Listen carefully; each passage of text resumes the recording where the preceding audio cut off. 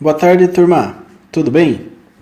Turma, hoje nós vamos começar a estudar o dispositivo de disparo integrado, que é o TCA 785. Portanto, os objetivos da aula de hoje são os seguintes: definição das características do dispositivo, simbologia e pinagem do TCA 785, descrição dos pinos do componente e análise do circuito interno disso aí, do circuito eletrônico aí, né? Muito bem, falando aí um pouco da criação do TCA 785, trata-se de um circuito integrado analógico desenvolvido para controlar o ângulo de disparo de tiristores, triaques e transistores continuamente entre 0 e 180 graus. O ponto de chaveamento é regulado por alguns componentes ligados externamente aos seus pinos, que permitirão um grande número de opções de funcionamento em espaço reduzido. Dentre as principais características destacam-se: largo campo de aplicações devido à possibilidade de controle externo,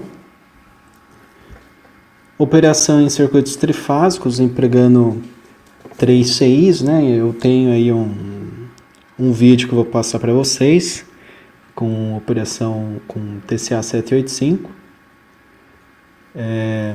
Compatível com LCL, LSL, aliás, que é lógica digital de elevada imunidade a ruídos. Duração de pulso de disparo controlado por apenas um capacitor externo. Detecção de passagem por zero, né, passagem da tensão por zero para ter o sincronismo, indicado para a aplicação de conversores de tensão, frequência, né, controlada aí por tensão de saída, possibilidade de inibição de pulsos de disparo e tensão de alimentação de 8 a 18 volts em corrente contínua. Tá? O consumo dele interno também é muito baixo, e apenas 5 mA. Então é um dispositivo de controle, né? Ele não vai processar praticamente energia nenhuma. 5 mA entre 8 e 18 volts de corrente contínua é muito pouco. Certo, turma?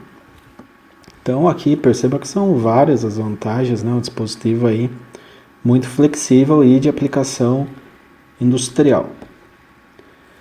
Muito bem.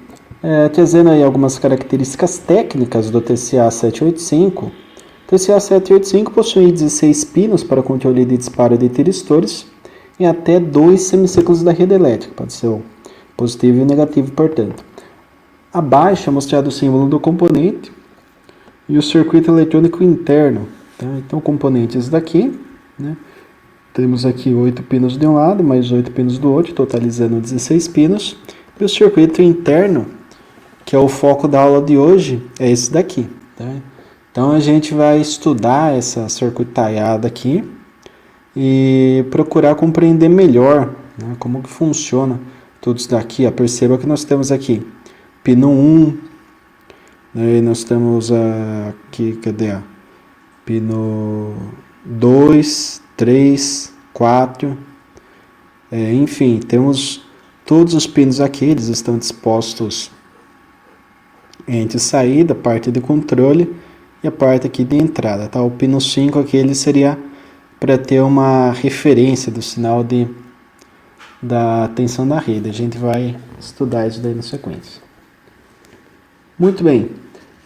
Todo circuito de disparo em retificadores controlados deve ser sincronizado com a rede. Tá? Ou ocorrerá um disparo aleatório dos tiristores, uma vez que cada pulso será aplicado num instante diferente que não está relacionado com a tensão da rede. Um ponto de referência para o sincronismo é a passagem da rede por zero, que foi comentado, né, no slide anterior. Isso ocorre a cada 8,33 milissegundos aproximadamente em redes de 60 Hz. No TCA 785 existe um detector de passagem por zero, bloco DPZ, né, do componente, que gera pulsos de sincronismo toda vez que a tensão da rede passa por zero. A entrada para a tensão de referência de sincronismo é no pino 5, como mostra a figura seguinte. Então, nós temos aqui o pino 5, né, conforme eu comentei com vocês. Temos a rede elétrica, pode ser que use 220, né, 127. Temos um resistor de 220 kΩ para reduzir bastante a corrente. E temos aqui 2 diodos na conexão antiparalelo, né?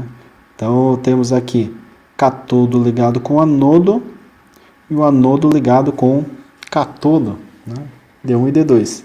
Muito bem, essa ligação faz com que a forma de onda de entrada ela seja limitada em 0,7 volts. Obviamente, porque a rede é 220, eu não vou aplicar 220 no TCA que ele queima na hora, tá?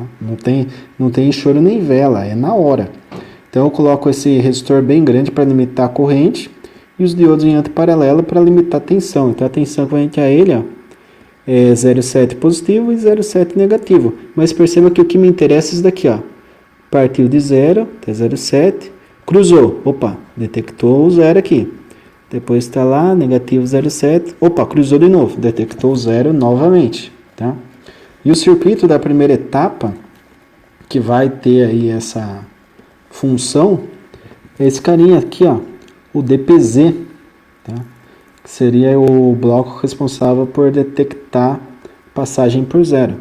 Então, no pino 5, nós temos aqui o circuitinho conectado à rede, e ele vai detectar essa passagem por 0, portanto, gerando pulsos para o sincronismo do sistema como um todo para um bloco que é chamado bloco lógico, né, que temos mais para frente. E aqui tem uma outra parcela da parte inicial do circuito que a gente vai ver no próximo slide. Muito bem, a fonte de alimentação para os circuitos internos é de 3,1 volt, regulada pelo próprio TCA 785, a partir da tensão de alimentação do circuito integrado, que é o VS. Tá? Isso permite que o CI possa ser alimentado com diversos níveis de tensão, de 8 a 18 volts, né, que é o que é definido em datasheet. A tensão de 3,1 volts está também disponível externamente no pino 8, podendo ser filtrada por C8 para reduzir a ondulação. A base de sincronismo é um gerador de rampa, cuja característica é ajustada por RR e CR nos pinos 9 e 10, respectivamente. Então aqui nós temos melhor definido, vamos por assim, o circuito. Temos esse conversor aqui DC-DC, né, que chamamos conversor buck. Tá? É como se fosse um divisor de tensão, mas que mantém a potência de entrada na saída. Tá? Porque o divisor de tensão, ele diminui a tensão, só que tem uma perda de potência nesse divisor. O conversor buck, ele mantém a potência. Então, esse conversor buck, ele vai pegar aqui a entrada do pino 16, que pode ser de 8 a 18 volts, e vai converter para 3,1. E esse 3,1 fica disponível aqui, ó, no pino 8, para que se coloque um capacitor de filtragem. Tá? Então, esse capacitor ele pode reduzir a ondulação, né, a tensão de ripple, mais ainda do que já é reduzido pelo conversor buck, tá? Para garantir a operação correta aqui do TCA. E nós temos também um gerador de rampa, que é controlado por RR e CR, tá? Pino 9 e 10 aí, respectivamente. Então, essa corrente RR, ela controla, essa resistência, aliás, RR controla a corrente que vem para o capacitor CR. É uma corrente que ela é constante, né? Como se fosse aquele circuito com um transistor PNP que nós vimos lá juntamente com o JT para geração de dente de serra. Então, essa geração aqui de corrente constante, ela é limitada por esse resistor, tá? Que é um resistor aqui, que é conectado aqui na parte externa, bem como este capacitor aqui. Certo, turma? Então, esses componentes aqui vão gerar uma rampa de crescimento da tensão. E esse componente ele vai tirar o ripple, né? Se é que existe algum ripple aqui, né? Depois da saída vai ter um ripple bem pequenininho, se for um capacitor pequenininho aqui, já vai alinhar completamente a tensão para 3,1 volt constante. Muito bem. Determinando aí o valor da corrente constante de carga do capacitor, né? Aqui falei anteriormente, temos ali o valor da resistência de rampa, que irá limitar a corrente no capacitor, e deve ser calculado em função da corrente mínima e a máxima de operação. Para isso, utilizar essa formulinha aqui, ó, tá? Então, a corrente de carga do capacitor é o VCCint, né, que é 3,1, vezes K dividido por RR. O Vint, a tensão interna, né, já comentei aí, 3,1. O K, ele é um valor constante, vale 1,1, tá? Uma constante interna aí disso aí. E o ICR é a corrente de carga do capacitor, bem como o RR, resistência de rampa. Então aqui nós temos o gráfico da tensão no capacitor, né, como deve ficar. Já estudamos isso daqui anteriormente, então não vou entrar muito em detalhes, tá? O que acontece é assim, quando eu tenho uma corrente constante limitando o capacitor, ele vai subir, né, seu nível de tensão de forma linear com o tempo. É da mesma forma, se a gente lembrar lá, o dente de serra fazia o quê? Subia, depois cortava, subia, cortava e formava um dente de serra. Aqui é uma reta para tensão que a gente vai utilizar no controle do TCA. E vocês já vão entender por quê. Muito bem. Para gerar a rampa de carga sobre o capacitor, é preciso respeitar os limites mínimo e máximo de corrente do CI, sendo que esses limites é de 10 microamperes, né, limite mínimo, para que o CI consiga gerar ali uma rampa de carga no capacitor, e no máximo 1000 micro. Tá? Então, de 10 micro a 1000 micro, nós temos aí a capacidade mínima e máxima, respectivamente, de corrente. Assim como o valor de capacitor de rampa, lá no pino 10, deve estar compreendido entre 500 picofarad, pico é 10 a menos 12, e 1 microfarad, que é 10 a menos 6. Tá? Então, respeitando essa faixa para capacitor e para corrente, o CI opera de forma correta.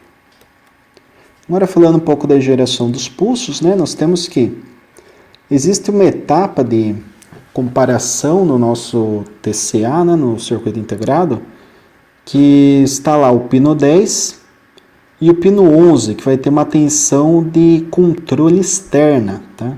Então, a tensão do capacitor ela sobe linearmente e tem uma tensão de controle que é constante, né, uma linha constante no tempo. O que acontece?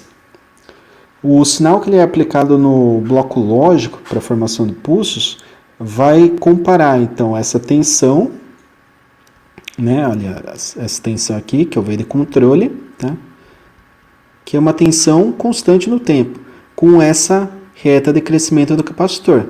Quando cruzar a reta de carga do capacitor com a tensão constante de controle, o que acontece? Surge um trigger, acontece um gatilho aí, né, no nosso circuito, que vai entender que é necessário gerar um pulso para o disparo de um tiristor, pois houve o cruzamento aqui do sinal de controle com a rampa de crescimento do capacitor. É como se fosse o nosso alfa de disparo por SCR ou para o TRIAC, tá? Lembrando que o alfa é o ângulo de disparo para tiristores que foi contemplado lá naquela parte inicial de retificadores controlados, tá? De controle de fase com TRIAC. Então, dê uma olhadinha naquelas aulas, assistam novamente, que lá vai falar um pouco mais sobre esse ângulo alfa, que é o ângulo de disparo dos tiristores controlado, portanto, por essa tensão de controle juntamente com a rampa de crescimento de tensão no capacitor. Muito bem, estou explicando isso daqui rapidamente. Nós temos que, no instante T0, que é esse carinha,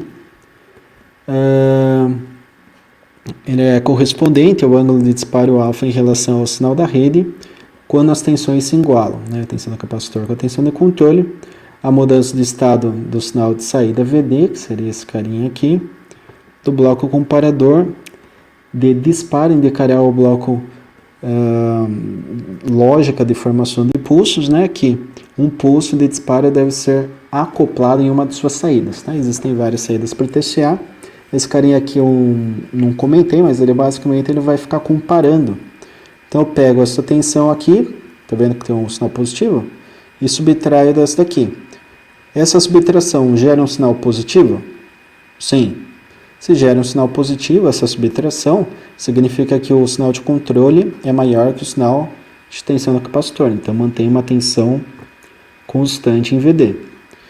Quando a tensão do capacitor for maior que a tensão do controle, teremos que o ponto positivo não é maior que o ponto negativo, então o sinal de saída vai cair. E nesse ponto de decaimento aqui, ocorre lá no bloco lógico de formação de pulsos, uma lógica que vai gerar um pulso de tensão para disparo de um SCR ou de um triac, um tiristor. Tá? A tensão da rampa ela é limitada a Vs-2, então se eu limitar, por exemplo, em 10 volts, eu vou ter 8 volts de tensão ali no capacitor. Tá? Então nós temos 2 volts abaixo da tensão de alimentação, sempre por lógica de funcionamento do TCA. Muito bem. O capacitor ele continua a se carregar até que no próximo cruzamento por zero, né, detectado por aquele bloquinho que já vimos anteriormente, o detector de passagem por zero, que vai informar o evento ao registrador de sincronismo. Esse registrador irá gerar um pulso de sincronismo que satura T1. Tá? Bom, cadê o nosso T1 aqui? T1 é esse carinha aqui, tá? Com T1 saturado, o capacitor do pino 10 CR descarregar-se-á rapidamente, irá descarregar, basicamente, tá? Isso aqui, ficando preparado para o início da próxima rampa. A informação de passagem por zero só é liberada após a descarga de CR, que é monitorada pelo bloco A2, tá? Que é esse carinha aqui. Muito bem, então vamos lá. Para entender de forma definitiva esse circuito do TCA, nós temos o seguinte. Alimentei aqui no pino 16, né, a tensão lá entre 8 e 18 volts. Chegou aqui no nosso conversor buck, ele rebaixou a tensão para 3,1 de corrente contínua. Tem um capacitor aqui de Ripple. Basicamente é isso nessa estágio. Esse primeiro estágio aqui. No segundo estágio, nós temos um sisteminha que vai criar uma tensão no formato de rampa no capacitor CR. Tá? E a corrente que gera essa rampa de tensão no capacitor é controlada por um resistor, que é o resistor de rampa. Tá? Variando esse resistor, varia a intensidade dessa corrente no capacitor e varia, portanto, esse crescimento da tensão. Muito bem. Na sequência, o que acontece? Nós temos a tensão de controle, que é uma tensão constante, de corrente contínua, que irá comparar com essa rampa que veio lá do nosso capacitor CR, capacitor de rampa. Né? Então, comparando essa tensão de rampa com uma tensão constante, eu gero aqui um sinal de saída. Esse sinal de saída, que é o VD, ele vem para a lógica de formação de pulsos. E na lógica de formação de pulsos é sabido que deve-se gerar aqui na saída, num desses pinos, um pulso que vai ter ali um nível de tensão suficiente para disparar um tiristor ou um triac. Tá certo? Na sequência, o que acontece? Nós temos que o capacitor ele continua a carregar-se, tá? Ele vai carregando, carregando, até que o detector de passagem por zero informe o registrador, tá? Que ocorreu aí uma passagem por zero da tensão da rede, lá os 220, tá? Em 60 Hz. Sabendo-se disso, o que acontece? Assim que o nosso detector informou o registrador, ele vai mandar um sinal, tá? Um sinal que irá saturar o transistor. Então, o registrador de sincronismo, ele manda aqui um sinalzinho de corrente, satura esse transistor bipolar, que faz com que a tensão do capacitor ela seja aterrada. Então, essa rampa de tensão que foi crescendo, ela vai ser aterrada. O transistor conduz, se torna um curto-circuito, então eu vou curto-circuitar esse capacitor.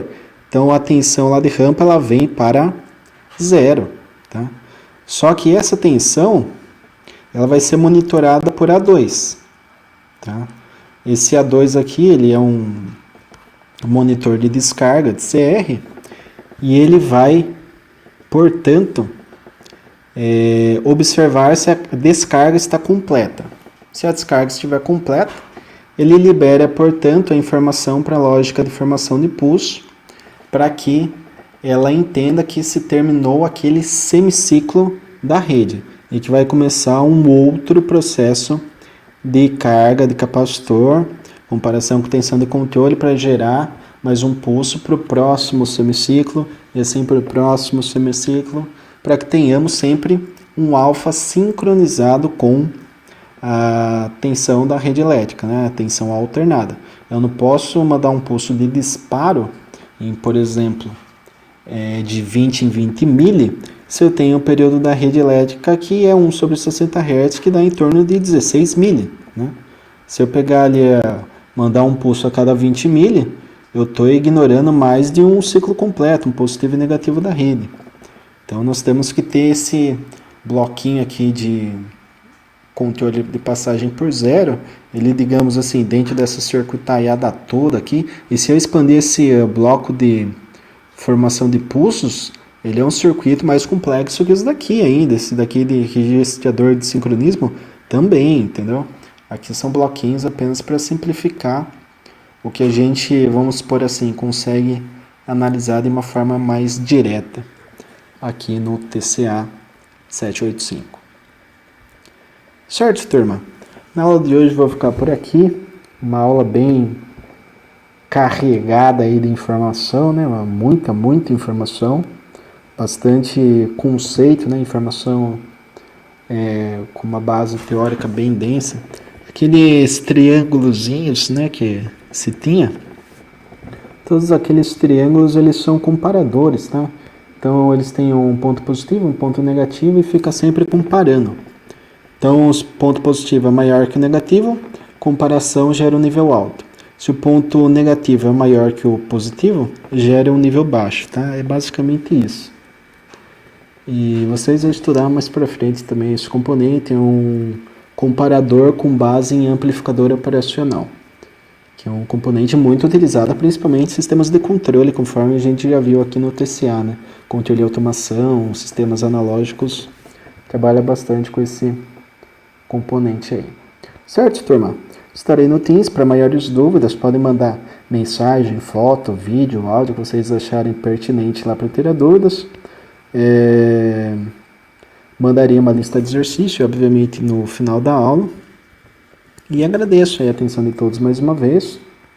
Desejo aí bons estudos para todos. E até!